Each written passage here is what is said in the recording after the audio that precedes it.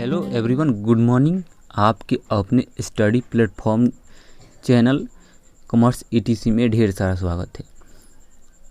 जैसा कि हम सभी जानते हैं कि हम टीचिंग से रिलेटेड वीडियो को बनाते हैं और समझाते हैं, और जो भी आंसर होते हैं उनको अलग अलग करके हम लोग जानने की कोशिश करते हैं और समझने की कोशिश करते हैं।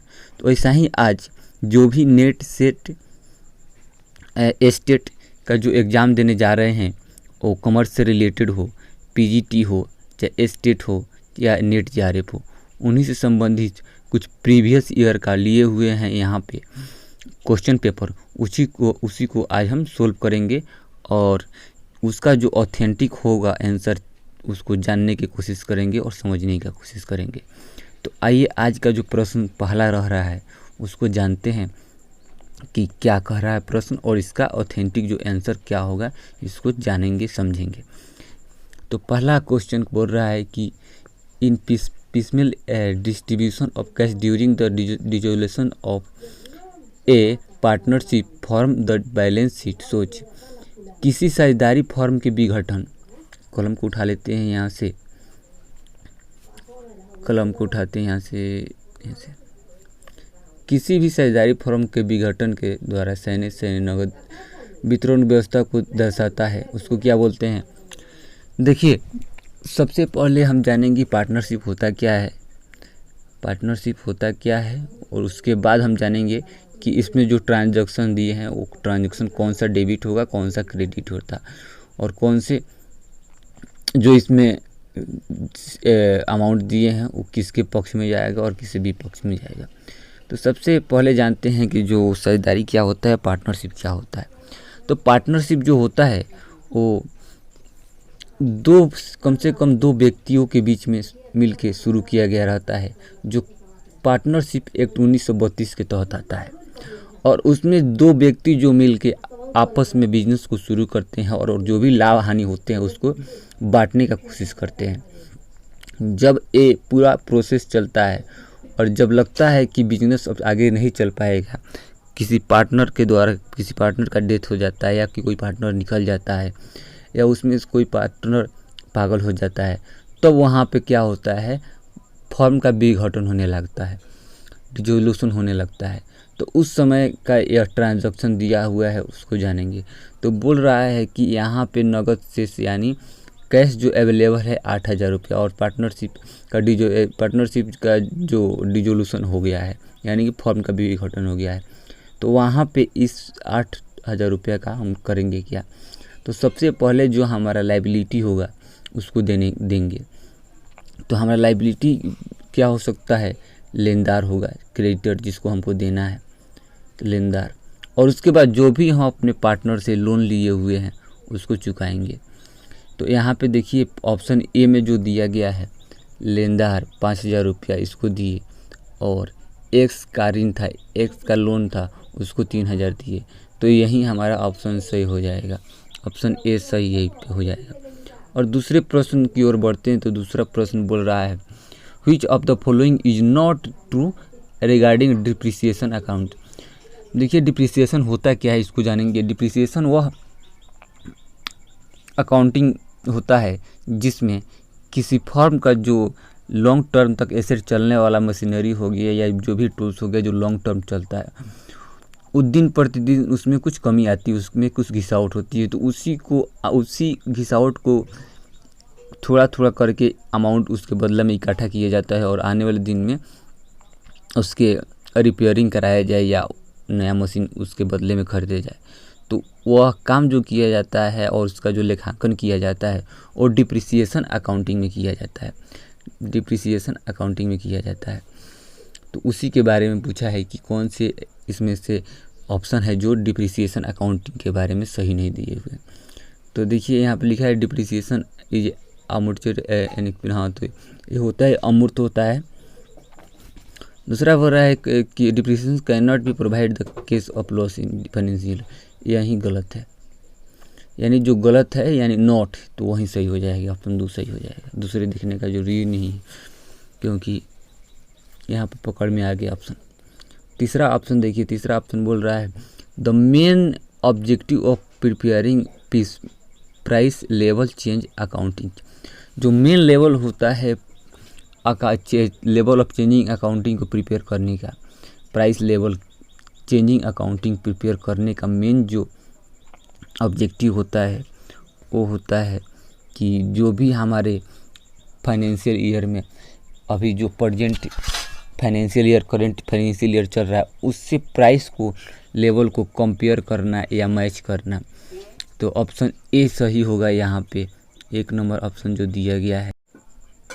तो ऑप्शन ए यहाँ पे सही हो जाता है, इसको सही करेंगे।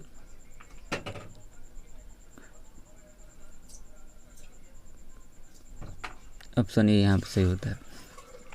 अब आगे बढ़ते हैं चौथे प्रश्न की ओर। चौथा प्रश्न बोल रहा है कि ownership of the good under installment payment system is transferred as the time of, यानी कि किस्त भुगतान के अंतर्गत माल का स्वामित्व हस्तांतरित किया जाता है। यानी कि जो भी लोग किस्त पे सामान लेते हैं उनका जो ऑनरशिप होता है कब ट्रांसफ़र होता है। तो देखिए जो ऑनरशिप उनका एक एग्रीमेंट बन जाता है, परचेज एग्रीमेंट जिसको बोलते हैं, वो बन जाता है। उसके बाद उनके पास जो भी गुड्स होते हैं ट्रांसफ़र कर दिया जाता है, उसके बाद वो ऑनर हो जाते हैं। यानी जब भी परचेज एग्रीमेंट बन जाएगा उसके बाद ऑनर जो होंगे वो अपने गुड्स का ऑनर हो जाएंगे। पांचवा प्रश्न बोल रहा है the correct formula for calculating profit under the incomplete records, यानी कि 4 ऑप्शन दिए हुए हैं, इसमें एक ऑप्शन जो है वो गलत दिया हुआ है, प्रॉफिट अंडर इनकम्प्लीट रिकॉर्ड्स। तो देखिए नेट प्रॉफिट बराबर होता है opening capital plus additional during financial year plus drawing, ये सही है। और फिर नेट प्रॉफिट बराबर क्लोजिंग होता है, ये भी सही है। ड्राइंग प्लस होता है, ओपनिंग प्लस होता है, ये भी सही है। फिर यहाँ पे नेट प्रॉफिट बराबर ओपनिंग नहीं है, closing capital minus drawing plus additional capital during the financial year minus opening, यानी यहाँ माइनस कर दिया तो फिर यहाँ माइनस कर दिया, ठीक है। अब ये चौथा ऑप्शन प्रॉफिट नेट प्रॉफिट बराबर closing capital plus drawing minus additional capital, यहीं पे गलत हो गया। तो यानी ऑप्शन जो 5वां का सही होगा वो 4 सही होगा, ऑप्शन 4। छठे प्रश्न पढ़ते हैं और समझते हैं और इसका ऑथेंटिक आंसर क्या होगा इसको जानते हैं। Which of the following item is not shown is receipt and payment account. तो देखिए रिसिप्ट एंड पेमेंट अकाउंट में जो भी बात होता है वो नेक्स्ट ईयर की बात होता है, ठीक है, या प्रीवियस ईयर की बात होता है, यानी करेंट ईयर की बात नहीं की जाती है। करेंट ईयर यहाँ पे दिया हुआ है तो इसका ऑप्शन यहीं सही हो जाएगा, यानी कि ऑप्शन इसका यहीं सही होगा। 7वां प्रश्न बोल रहा है प्रॉफिट लॉस ऑन वियोग अकाउंट, यानी कि जहाजी खाते जो होते हैं उसका लाभ हानि कहाँ ट्रांसफ़र किया जाता है। तो बैलेंस शीट में तो नहीं किया जाता है, ट्रायल बैलेंस में तो नहीं किया जाता है, हाँ profit and loss of shipping account में किया जाता है। तो इसका ऑप्शन ए सही हो जाएगा। इसके आगे प्रश्न जो दिया है 8वां नंबर, ये बोल रहा है कि कंपनी अधिनियम 2013 निम्नलिखित में से कौन सी कंपनी पंजीकृत है। तो which of the following company are registered by company act 2013। तो इसके अंदर बैंकिंग कंपनी भी आती है, गवर्नमेंट कंपनी भी आती है, प्राइवेट कंपनी भी आती है। ये सारे जो कंपनी होते हैं कंपनी एक्ट 2013 के तहत रजिस्टर होते हैं और इन्हीं के रिगार्डिंग कंपनी चलती है, ठीक है। तो 8वां का ऑप्शन सही होगा, चौथा। और बैंकिंग कंपनी एक्ट जो है इसका अपना भी रेगुलेशन होता है जिसको बोलते हैं बैंकिंग रेगुलेशन एक्ट 1949। तो इसको आरबीआई गाइड करता है और उसी के तहत एक कंपनी बैंकिंग कंपनी चलती है। 9वां प्रश्न बोल रहा है कि एक निजी कंपनी में सदस्यों की संख्या क्या है। तो देखिए बोल रहा है सीमा यानी लिमिट क्या है। तो कम से कम जो होता है एक प्राइवेट कंपनी में कम से कम 2 लोगों को होना होता है और ज़्यादा से ज़्यादा 200 लोग हो सकते हैं। वहीं अगर बात किया जाए, यहाँ पे अगर बात की रही थी गवर्नमेंट कंपनी की बात की गई रहती तो हो जाता है यहाँ पे कम से कम 7 और ज़्यादा से ज़्यादा कोई लिमिट नहीं रहता, नो लिमिट। तो यहाँ पे ज़्यादा लिमिट की बात की गई तो लिमिट में यहाँ पे दिया हुआ है 200, तो कम से कम 2 और ज़्यादा से ज़्यादा 2, तो 9 का दूसरा ऑप्शन सही हो जाएगा। ठीक है, आगे बढ़ते हैं अगले प्रश्न की ओर। 10 नंबर प्रश्न 10 नंबर बोल रहा है कि the whole process of company formation in divide to 3 stage direct sequence. तो देखिए, सबसे पहले जो कंपनी को स्टार्ट करना रहता है तो उसके लिए कंपनी प्रमोशन करती है, फिर इनकॉर्पोरेशन करती है, इनकॉर्पोरेशन रजिस्ट्रेशन के द्वारा करती है और लास्ट में कॉन्समेंट ऑफ बिजनेस कर देती है। इसका ऑप्शन ए ही सही होगा। अब 11वां ऑप्शन देखिए, 11वां प्रश्न देखिए। 11वां प्रश्न बोल रहा है कि एक कंपनी अधिनियम धारा 2 सबसेक्शन 71 के अनुसार एक निजी लिमिटेड कंपनी जो सार्वजनिक कंपनी की सहायक को माना जाएगा।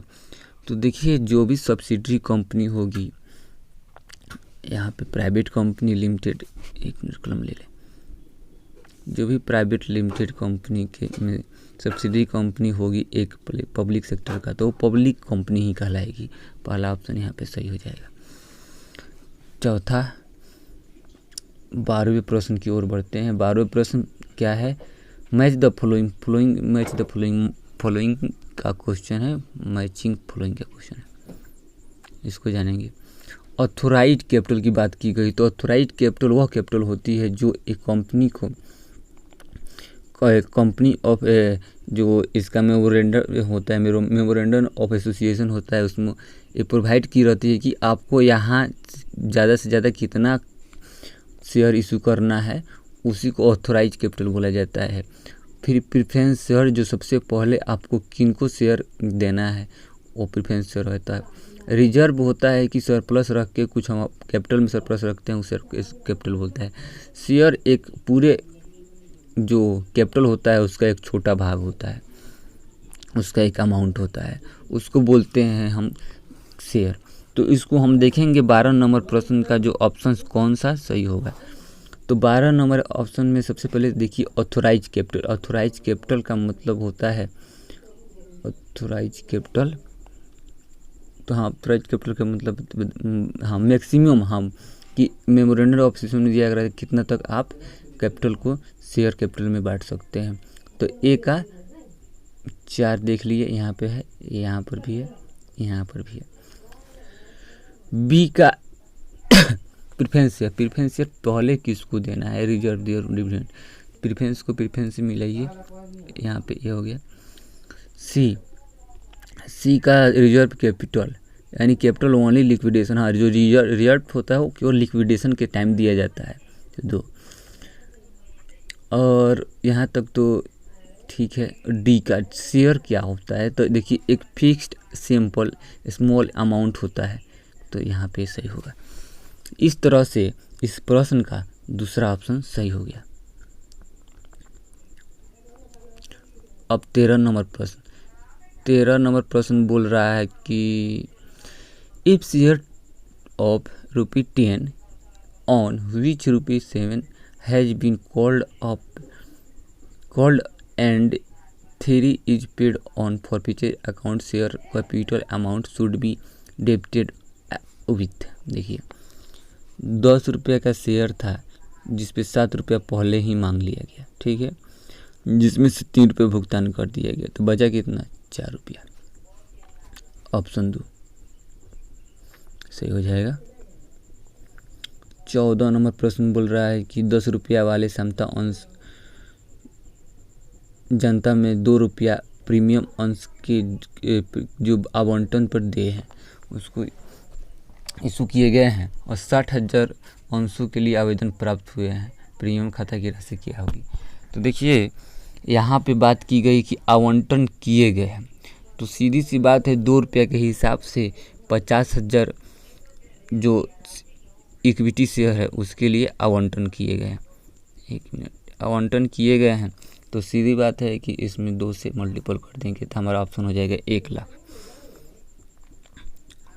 आगे 15 नंबर प्रश्न बोल रहा है इफ़ लॉस ऑफ री issue of share is less than amount for which is the surplus amount of transfer. जो भी हमारा फॉरफिचेज होता है, फॉरफिचेज का मतलब हो गया कि हम शेयर इशू किए हुए थे और उस पर रुपया लिए मांगे, तो पूरा जितना मांगे 10 रुपया अगर मांगे तो 10 रुपया हमको नहीं मिला, उसके बदले में हमको 5 रुपया मिला। तो 5 रुपया जो हम तो निकालेंगे, कंपनी जो होगी निकालेगी, तो उसके लिए फिर से इशू कर देगी, इसको 8 रुपया पे। तो 10 रुपया के इशू को शेयर इशू को 8 रुपये पर कर दी। तो यहाँ से क्या होगा कि जो भी अमाउंट अगर कम होता है या बढ़ता है तो उसका जो अलग से ट्रीटमेंट किया जाता है, ट्रांसफ़र की जाती है, तो उसको रखा जाता है कैपिटल रिजर्व अकाउंट में, जो ऑप्शन यहाँ 2 में दिया गया है। यही ऑप्शन पूछ रहा था, ठीक है।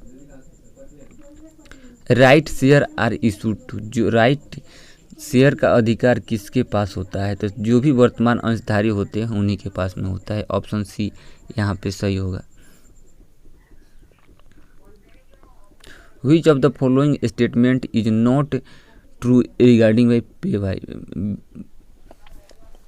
buyback issue of share?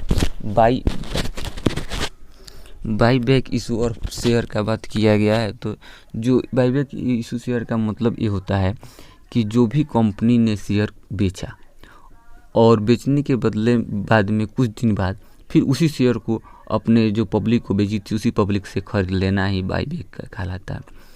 तो देखिए यहाँ पे जो ऑप्शन दिया है, इस ऑप्शन में एकदम लिखा है वापसी खरीद का नियम होता है उसके पास, वापसी खरीद के लिए प्रस्ताव पास किया रहता है। वापसी खरीद का अधिकतम राशि या कितने वर्ष तक करना है 25%, ये सब कुछ पहले से दिया रहता है। लेकिन जो पेड अप कैपिटल का बात किया गया है पार्टली शेयर का, तो ये बात नहीं किया जाता है, ये गलत हो जाता है। ये पे बैक शेयर में नहीं आएगा, बाई बैक शेयर में नहीं आएगा। विच of the following reserve not available for issue of fully paid bonus share, इसमें से फुली पेड बोनस शेयर के बारे में कौन सा बात नहीं किया गया है, वो भी रिजर्व जो होता है उस समय अवेलेबल नहीं होते हैं। तो 18 नंबर प्रश्न का जो हमारा ऑप्शन सही होगा, नहीं कहा है, तो नहीं कहा है तो इसको देखेंगे नहीं। तो प्रॉफिट एंड लॉस अकाउंट तो होता है, कैपिटल रिडेम्पशन रिजर्व भी होता है, सिक्योरिटी प्रीमियम भी होता है, capital reserve rising due to revaluation fixed, तो ये नहीं होता। पूरा रिवैल्यूएशन के समय में उसका रिजर्व का राइजिंग नहीं हो पाता है। तो 18 का 3 सही होगा, ठीक है। 19 नंबर प्रश्न को देखते हैं। 19 नंबर प्रश्न बोल रहा है कि यदि कम मूल्य वाले अंशों को अंश पूंजी की कुल राशि में बदलाव किए बिना अधिक मूल्य वाले अंशों में परिवर्तित कर दिया जाता है तो ये कहलाता है। तो देखिए जो भी कम का हमारा शेयर होगा और उसको अधिक में जब हम बदल देंगे, जो भी कम का हमारा होगा उसको अधिक में बदल देंगे यानी बराबर में कर देते हैं, तो उसको कंसोलिडेटेड बोलते हैं, कंसोलिडेशन ऑफ शेयर। स्प्लिट मतलब अलग अलग कर दिए, तो अलग अलग एक था इसको अलग अलग कर दिए।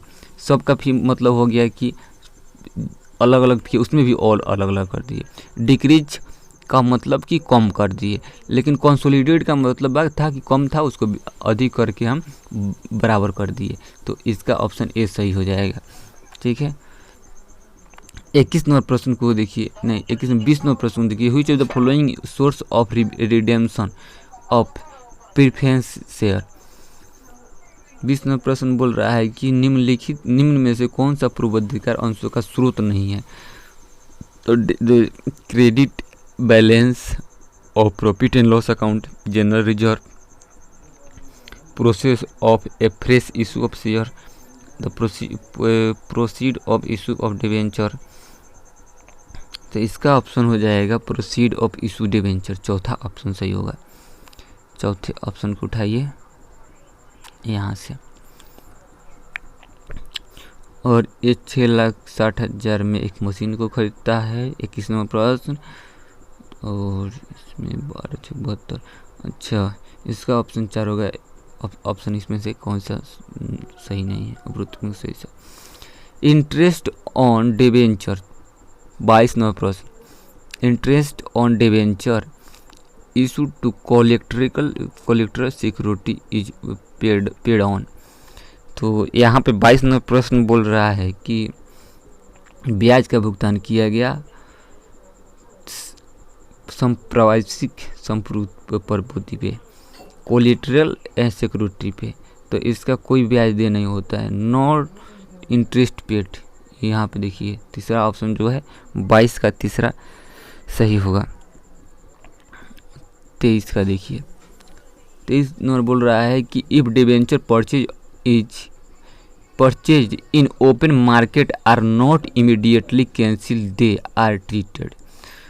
तो यहाँ पे बोल रहा है कि ओपन मार्केट के अंदर जो भी इमीडिएटली कैंसल दे ट्रीटमेंट, ओपन मार्केट के अंदर डिबेंचर के बारे में क्वेश्चन किया है। ओपन मार्केट के अंदर डिबेंचर जो है उसको इमीडिएटली कैंसिल नहीं किया जा सकता है।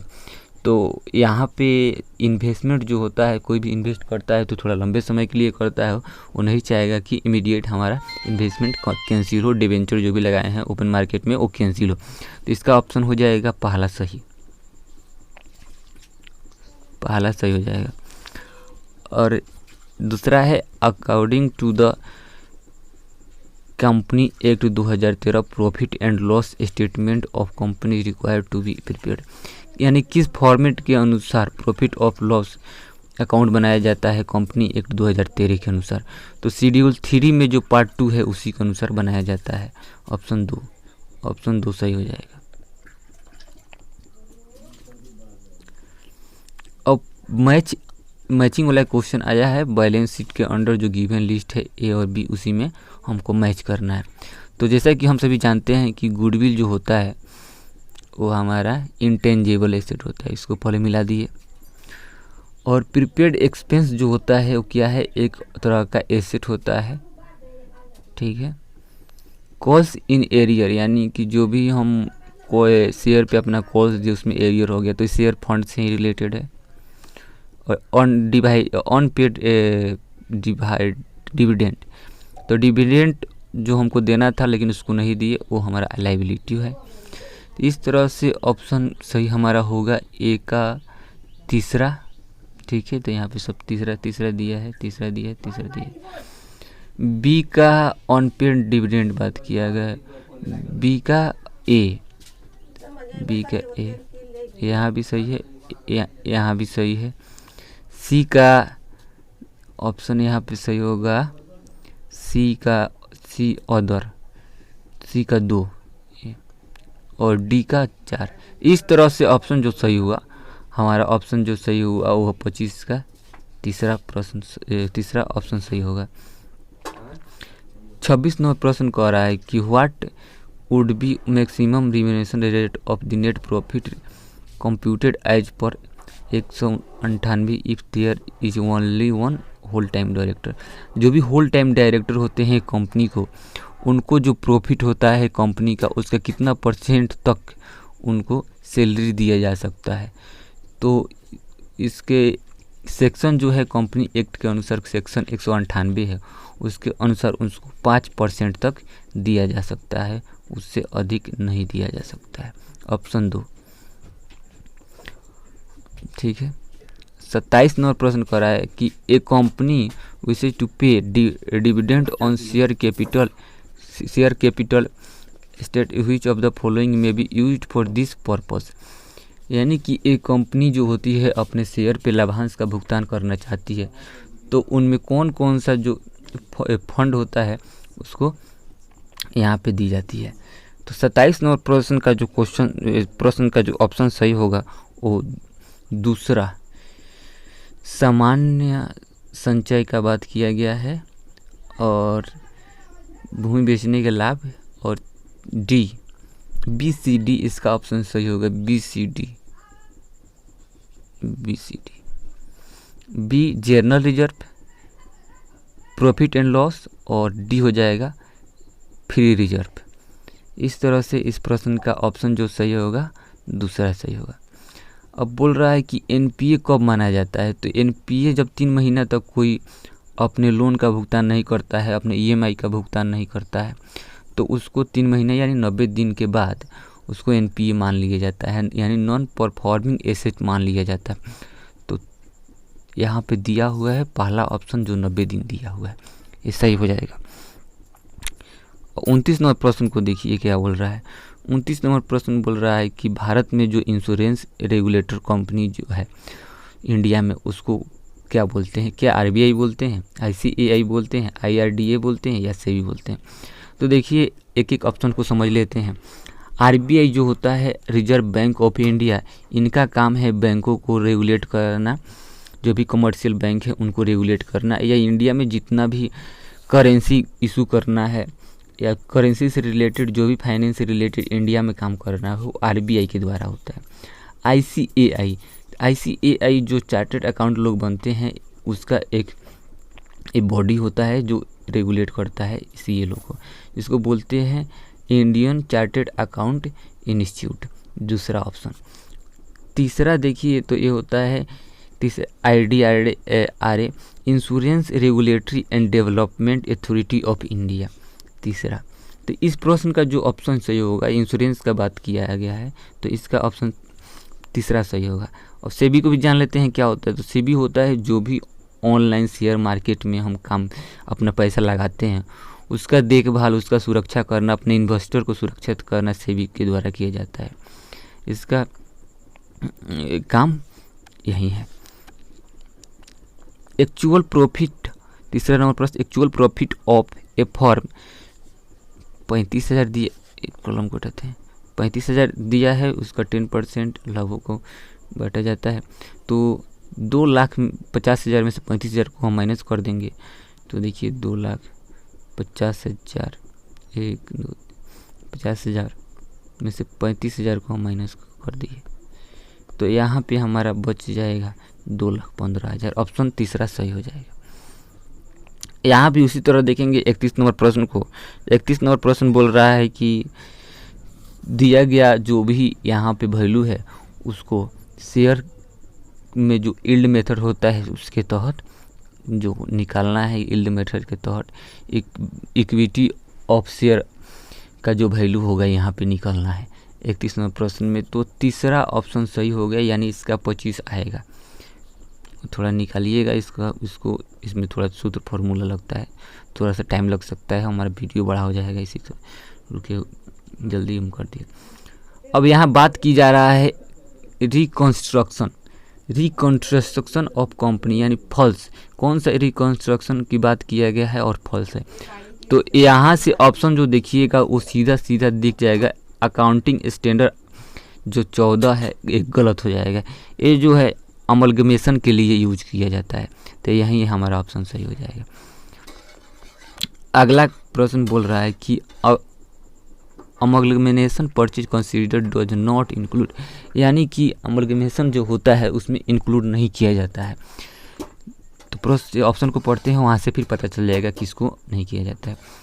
The sum of the transferee company direct paid to creditor to the transfer, तो यहाँ पे गलत हो जाएगा। जो भी क्रेडिटर होते हैं उनको जो पेमेंट करने का काम होता है वो ट्रांसफरी कंपनी के द्वारा किया जाता है, न कि ट्रांसफर कंपनी द्वारा। यही ऑप्शन सही हो जाएगा इसका। 34 नंबर प्रश्न बोल रहा है कि the share of outsider in the net asset in subsidiary company is known under, यानी कि जो भी आउटसाइडर होंगे नेट एसेट के अंदर सब्सिडरी में उसको क्या बोलते हैं। तो इसको सीधा बात है माइनॉरिटी इंटरेस्ट बोलते हैं, जो ऑप्शन 2 में दिया गया है। ऑप्शन 2 में यहाँ पे दिया गया। अब अगला प्रश्न 35 नंबर जो है उसको देखेंगे। ये कह रहा है कि सूत्रधारी कंपनी एच लिमिटेड द्वारा सहायक कंपनी एस लिमिटेड को 40,000 का माल 25% के लागत पर कमाते हुए बेचा।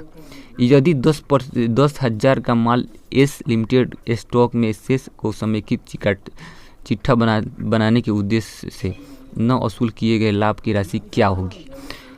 तो 35 नंबर जो हमारा प्रश्न है उसका जो ऑप्शन होगा तीसरा बी, नहीं तीसरा, हाँ 2000 रुपये की बात की गई है ऑप्शन 35 के यहाँ पे।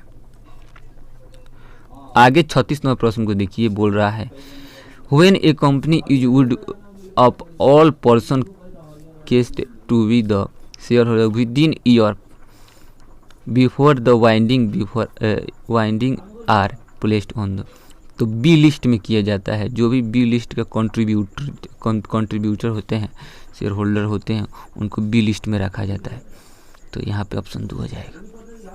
अब आगे बढ़िए 37 नंबर प्रश्न पे। 37 नंबर प्रश्न भी बोल रहा है कि कंपनी का जो लिक्विडेशन होता है, जो उसका समापन होता है, तो कौन से जो इसमें सीक्वेंस दिए गए हैं उसमें पहले किसको रखा जाता है, उसके बाद कौन से रखा जाता है और सबसे लास्ट में किसको रखा जाता है।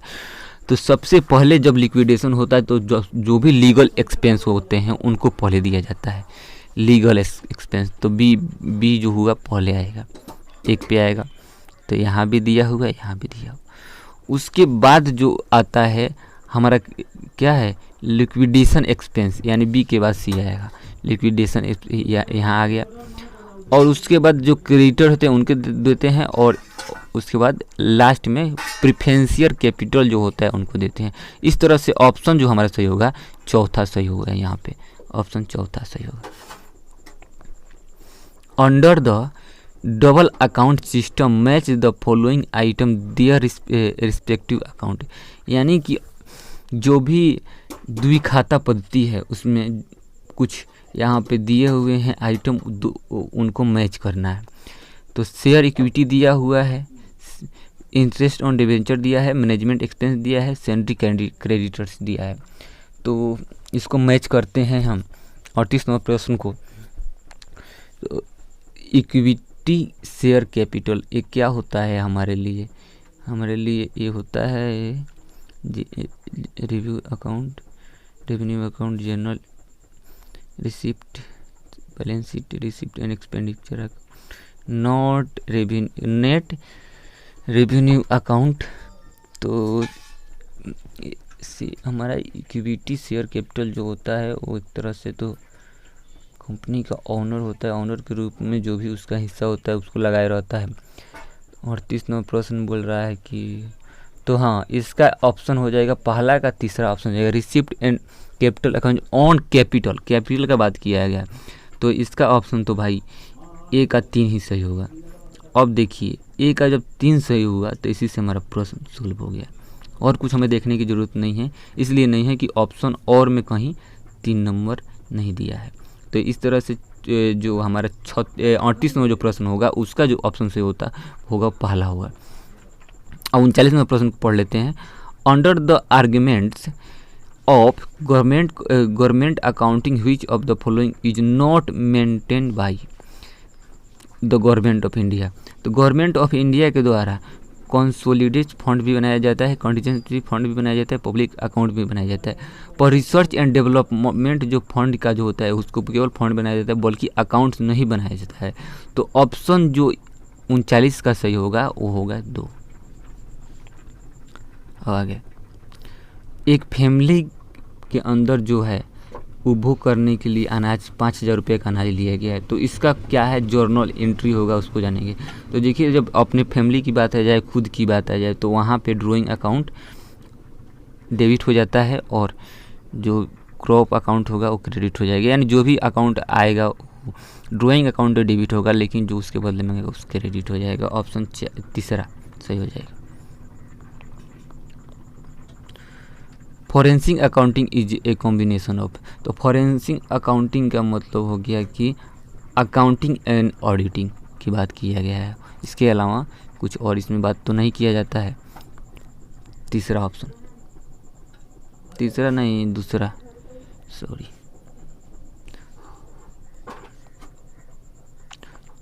Social accounting can be defined.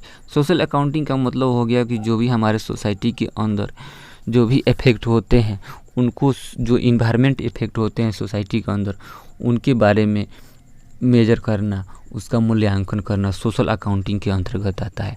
तो सोसाइटी का बात किया गया है वो हमारा ऑप्शन ए में ही बात किया गया है। तो ऑप्शन ए में देख लीजिए, ऑप्शन ए में ऐसा ही हो जाएगा। बोल रहा है कि MFI provide the vital financial service of the economically derived member of society. MFI का स्टैंडर्ड फॉर MFI का फुल फॉर्म बताना है। तो MFI से जो होता है म्यूचुअल फंड इंस्टीट्यूट होता है। यहाँ पे ऑप्शन सही हो जाएगा 43 का पहला।